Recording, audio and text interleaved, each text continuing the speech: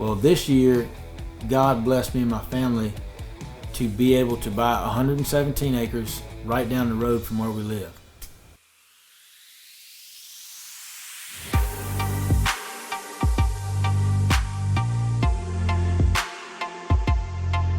I was really excited about this property, so I went to setting out trail cameras, cutting four-wheeler trails. We were really excited to get to hunt this piece of property. What I like to do with any new property that I'm unfamiliar with is dump a big pile of corn or a big pile of antler king to try to see and take inventory on what kind of bucks I have on the property.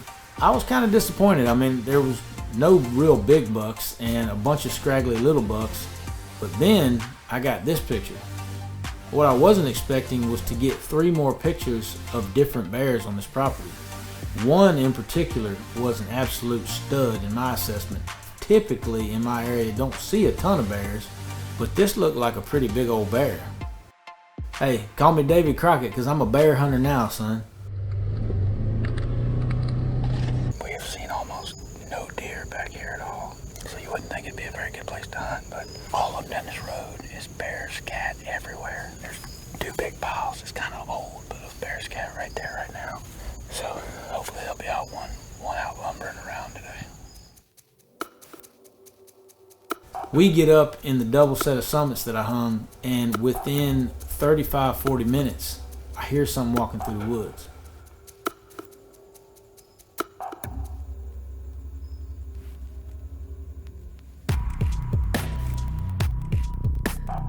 You could tell this bear was uneasy.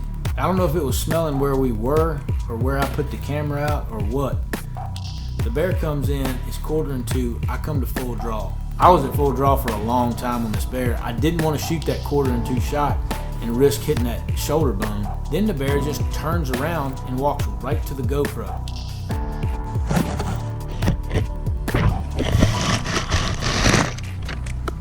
The bear finally spits the GoPro out and starts to walk away. And the bear's getting out to 30, 35 yards, and he's in the last pocket of clearing that I could possibly shoot him in.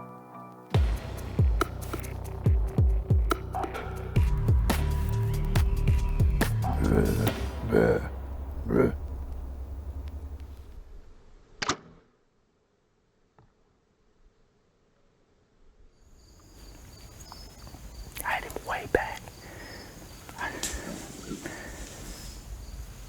It's like he crashed. He definitely ran over something. He was leaving. He was smelling where we walked in the whole time. Yeah, I rushed my shot, but I might have got that femoral artery.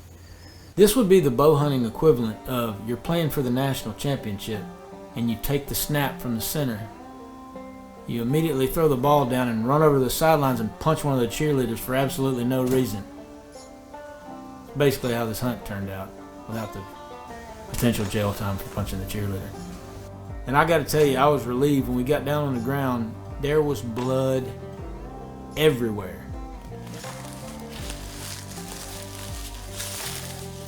So we're looking at just tons of blood all over the woods, and we got a rainstorm, a big thunderstorm pushing in that night.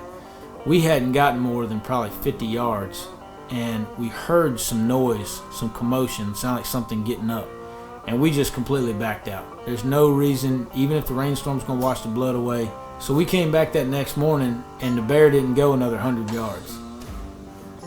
This sucker was traveling like he was going east, the last blood we found, but it came and rained, washed all our blood away. And I just said, there's no water in this creek right now, but I said, I'm just gonna walk the creek.